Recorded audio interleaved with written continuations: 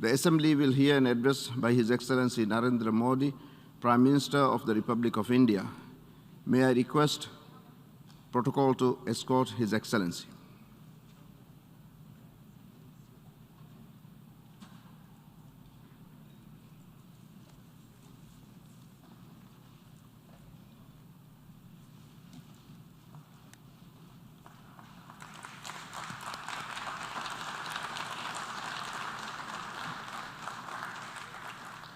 I have great pleasure in welcoming His Excellency Narendra Modi, Prime Minister of the Republic of India.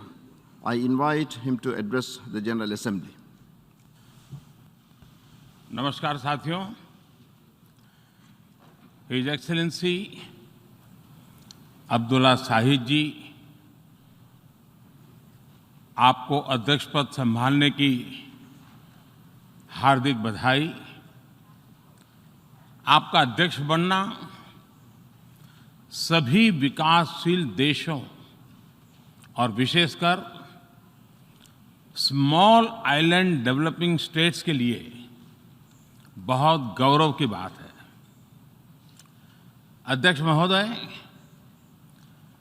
गत 1.5 वर्ष से पूरा विश्व 100 साल में आई सबसे बड़ी महामारी का सामना कर रहा है।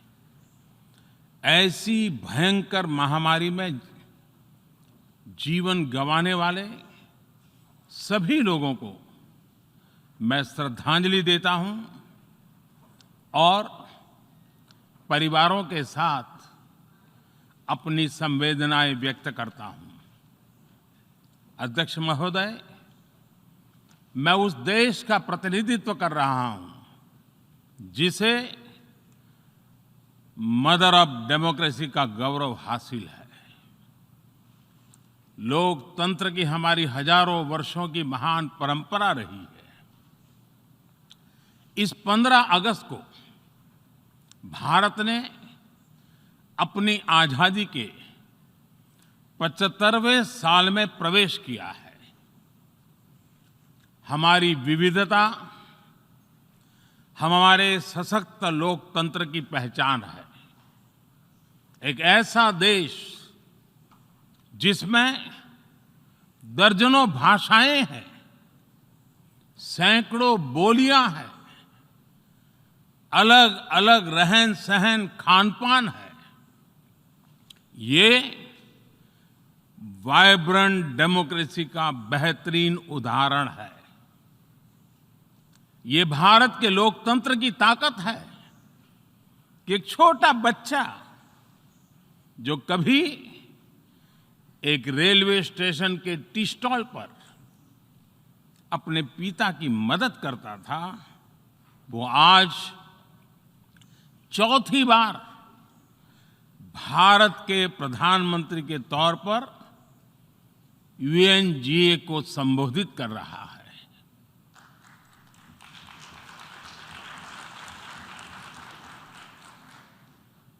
सबसे लंबे समय तक गुजरात का मुख्यमंत्री और फिर पिछले 7 साल से भारत के प्रधानमंत्री के तौर पर मुझे हेड ऑफ गवर्नमेंट की भूमिका में देशवासियों की सेवा करते हुए 20 साल हो रहे हैं। और मैं अपने अनुभव से कह रहा हूं, yes, democracy can deliver. Yes, democracy has delivered. अध्यक्ष महोदय, एकात्म मानव दर्शन के प्रणेता पंडित दीनदयाल उपाध्याय जी की आज जन्म जयंती है।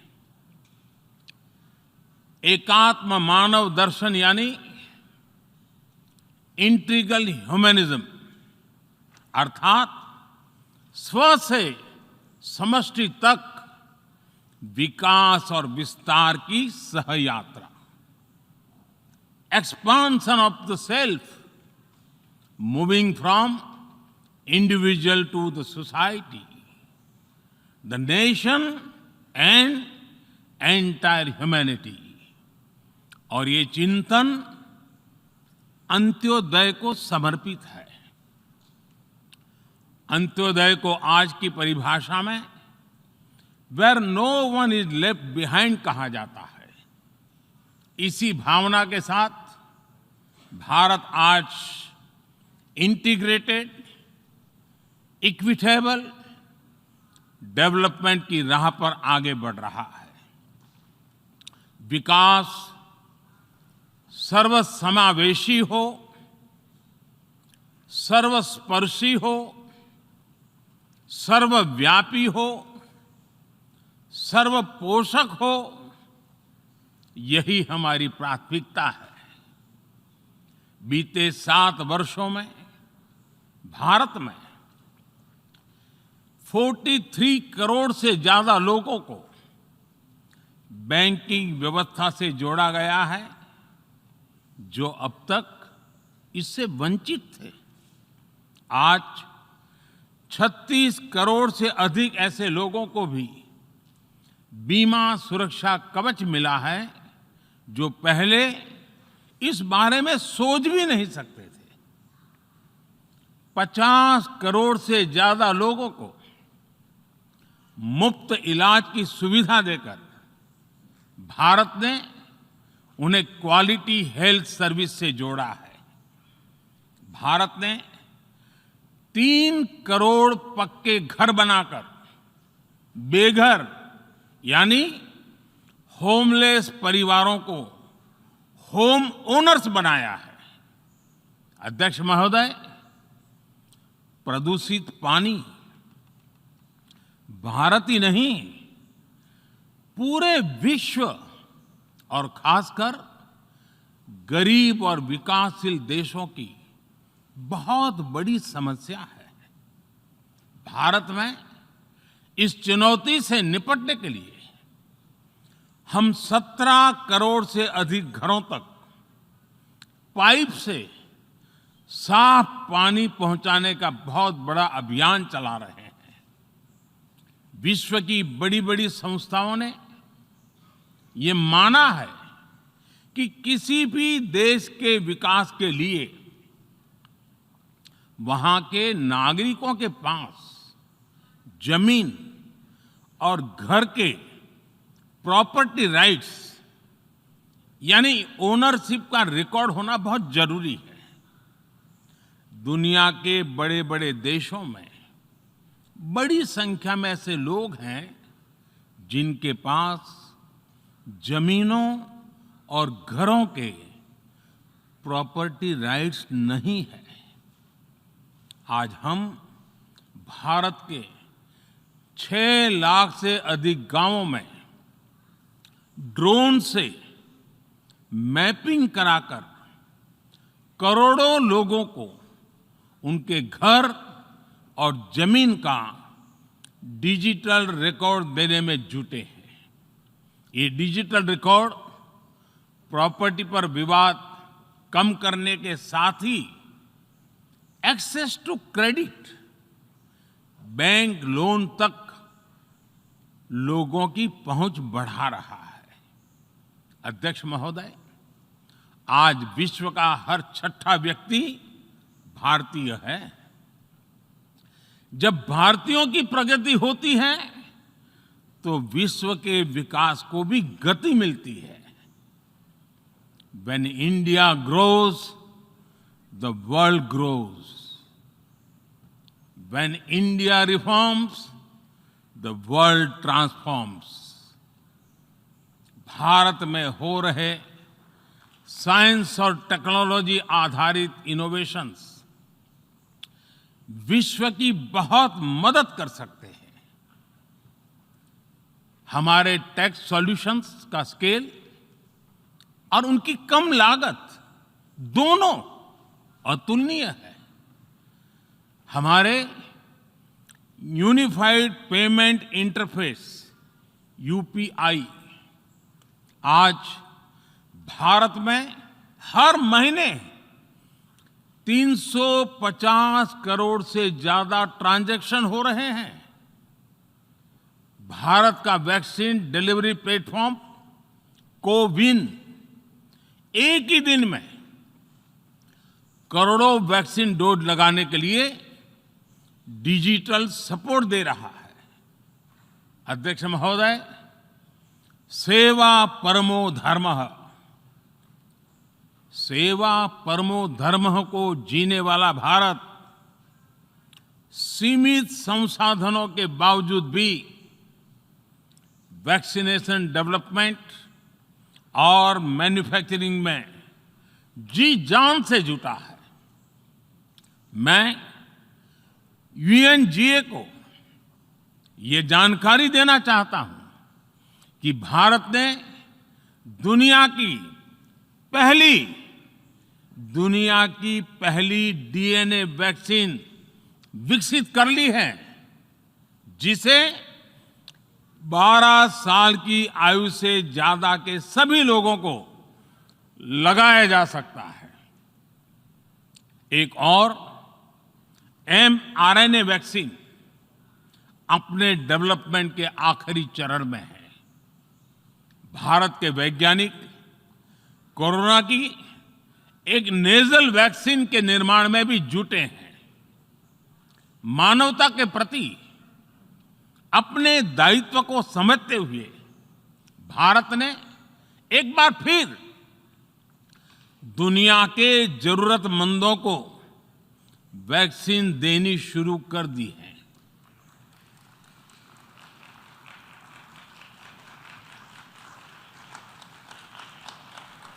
मैं आज दुनिया भर के वैक्सीन मैन्युफैक्चरर्स को भी आमंत्रित करता हूं, कम मेक वैक्सीन इन इंडिया। अध्यक्ष महोदय, आज हम सब जानते हैं कि मानव जीवन में टेक्नोलॉजी का कितना महत्व है, लेकिन बदलते हुए विश्व में टेक्नोलॉजी विथ डेमोक्रेटिक वैल्यूज, ये सुनिश्चित करना भी आवश्यक है। भारतीय मूल के डॉक्टर्स, इनोवेटर्स, इंजीनियर्स, मैनेजर्स किसी भी देश में रहें, हमारे लोकतांत्रिक मूल्य उन्हें मानवता की सेवा में जुटे रहने की प्रेरणा देते रहते हैं।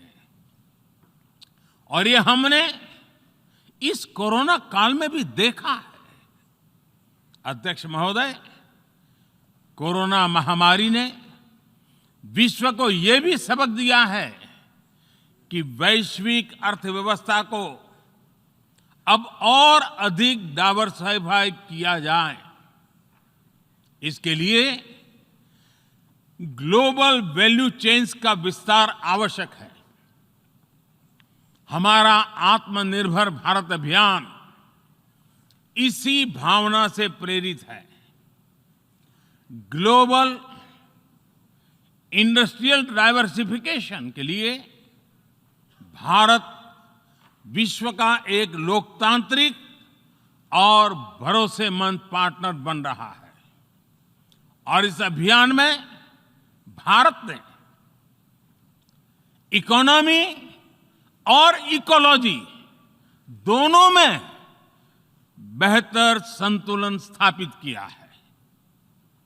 बड़े और विकसित देशों की तुलना में क्लाइमेट एक्शन को लेकर भारत के प्रयासों को देखकर आप सभी को निश्चित ही गर्व होगा। आज भारत बहुत तेजी के साथ 450 गीगावाट रिन्यूएबल एनर्जी के लक्ष्य की तरफ बढ़ रहा है। हम भारत को दुनिया का सबसे बड़ा ग्रीन हाइड्रोजन हब बनाने के अभियान में भी जुट गए हैं।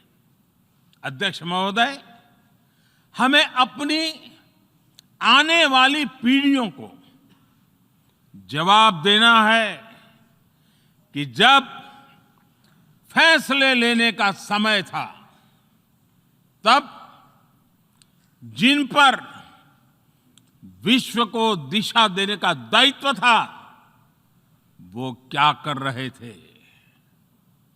आज विश्व के सामने रिग्रेसिव थिंकिंग और एक्सट्रीमिज्म का खतरा बढ़ता जा रहा है। इन परिस्थितियों में पूरे विश्व को साइंस बेस्ड रैशनल और प्रोग्रेसिव थिंकिंग को विकास का आधार बनाना ही होगा।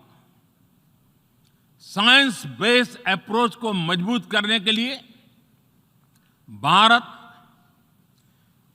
एक्सपीरियंस बेस्ड लर्निंग को बढ़ावा दे रहा है।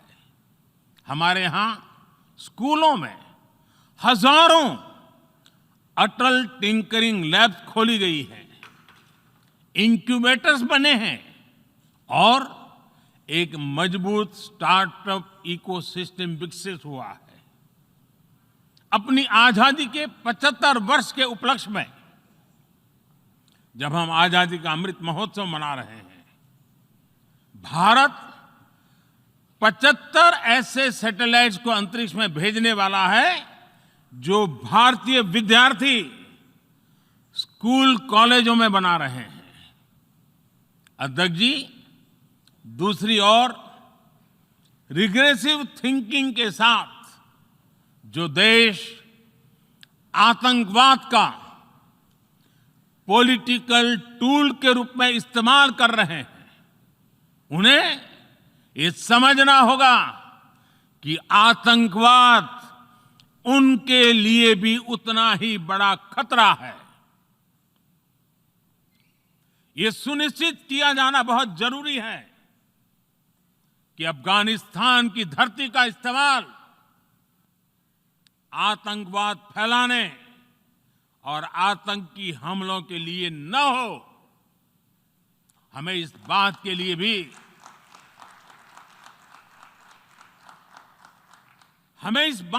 भी सतर्क रहना होगा कि वहां की नाजुक स्थितियों का कोई देश अपने स्वार्थ के लिए एक टूल की तरह इस्तेमाल करने की कोशिश न करें। इस समय अफगानिस्तान की जनता को, वहां की महिलाओं और बच्चों को, वहां की माइनॉरिटीज को मदद की जरूरत है और इसमें हमें अपना दायित्व निभाना ही होगा।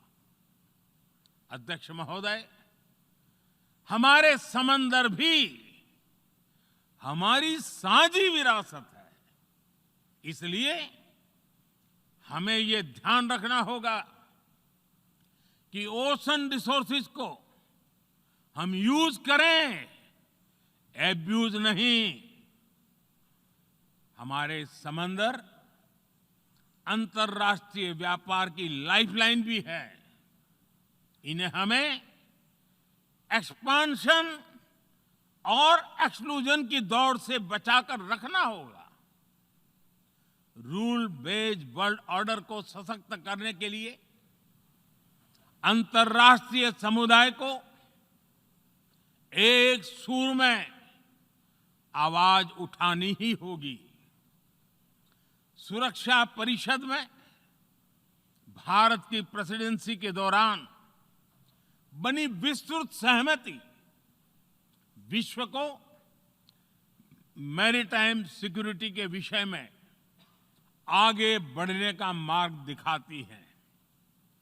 अध्यक्ष महोदय, भारत के महान कूटनीतिज्ञ आचार्य चाणक्य ने सदियों पहले कहा था, कालातिक्रमात्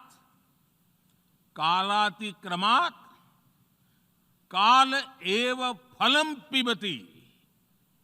जब सही समय पर सही कार्य नहीं किया जाता तो समय ही उस कार्य की सफलता को समाप्त कर देता है। संयुक्त राष्ट्र को खुद को प्रासंगिक बनाए रखना है तो उसे अपनी इफेक्टिवनेस को सुधारना होगा, रिलायबिलिटी को बढ़ाना होगा।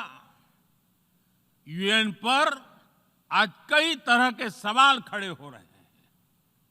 इन सवाल को हमने क्लाइमेट क्राइसिस में देखा है, कोविड के दौरान देखा है, दुनिया के कई हिस्सों में चल रही प्रॉक्सी वॉर, आतंकवाद और अभी अफगानिस्तान के संकट ने इन सवालों को और गहरा कर दिया है। कोविड के ओरिजिन के संदर्भ में और ease of doing business ranking को लेकर वैश्विक गवर्नेंस से जुड़ी संस्थाओं ने दशकों के परिश्रम से बनी अपनी विश्वसनीयता को नुकसान पहुंचाया है। ये आवश्यक है कि हम यूएन को ग्लोबल ऑर्डर, ग्लोबल लॉज और ग्लोबल वैल्यूज के संरक्षण के लिए निरंतर सुदृढ़ करें।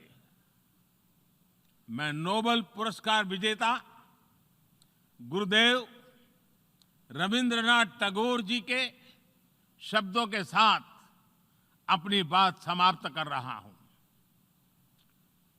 शुभो कर्मोपोथे, शुभो कर्मोपोथे, धोरो निर्भयो गान, सौब दुर्बल सौन्योष होक अवसान। अर्थात अपने शुभ कर्म पथ पर निर्भीक होकर आगे बढ़ो, सभी दुर्बलताएं और शंकाएं समाप्त हो। ये संदेश आज के संदर्भ में संयुक्त राष्ट्र के लिए जितना प्रासंगिक है, उतना ही हर जिम्मेदार देश के लिए भी उतना ही प्रासंगिक है। मुझे विश्वास है हम सबका प्रयास विश्व में शांति और सौहार्द बढ़ाएगा, विश्व को स्वस्थ, सुरक्षित और समृद्ध बनाएगा। इन्हीं शुभकामनाओं के साथ बहुत बहुत धन्यवाद। नमस्कार।